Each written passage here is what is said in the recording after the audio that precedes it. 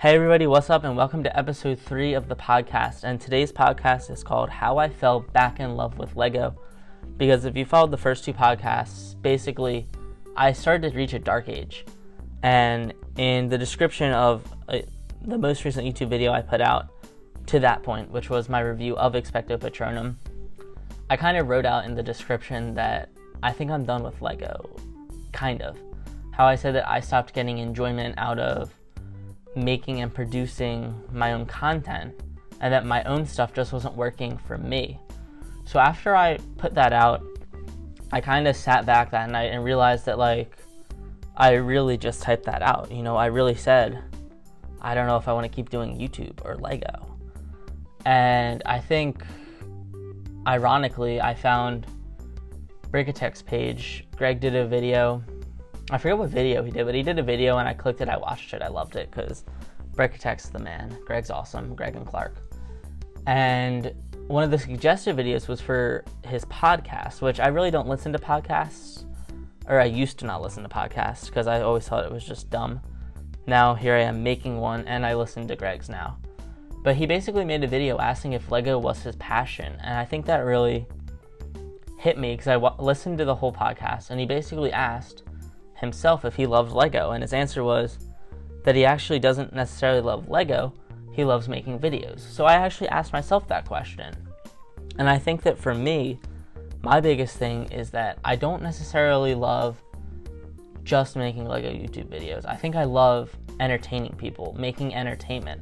That's why I'm a film major, so I can make feature films that will entertain people. That's why I have this YouTube channel, to entertain the 1.2k of you who I love so much. You guys are the best fans.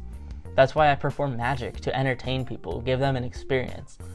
And through that, I realized that the whole process that I talked about in the last episode of me just editing with a system where I threw it into Filmora, played with the white balance and was done, that's what was killing me, because I wasn't enjoying the process of editing because it was basically the same thing each time. So I decided that, and it's actually funny because my roommate and I had just rearranged the room a bit, so I was kind of already in a fresh start kind of phase. So I actually pulled out a Lego parts bin and I found some poster board that had been laying around the room, and I actually started making the new Lego studio that I had been wanting to make way back in the summer. It's the studio you guys see now in the videos. My God, it's amazing. It's such a good studio. And the great thing is that it's not a production. It's not something that you can just... I used to be able to just go down to my Lego room back home, throw something on the white table, and be ready to go. Now I have to build that and want that, which is really what's great. And I just stopped thinking so much about views and about anything other than just the joy of making Lego videos. So I set up the studio, and then a couple days later, I built Fun at the Fair, because I had that set, and I actually got that set for my birthday back in September. My parents came up and brought that to me, and I actually hadn't touched the set.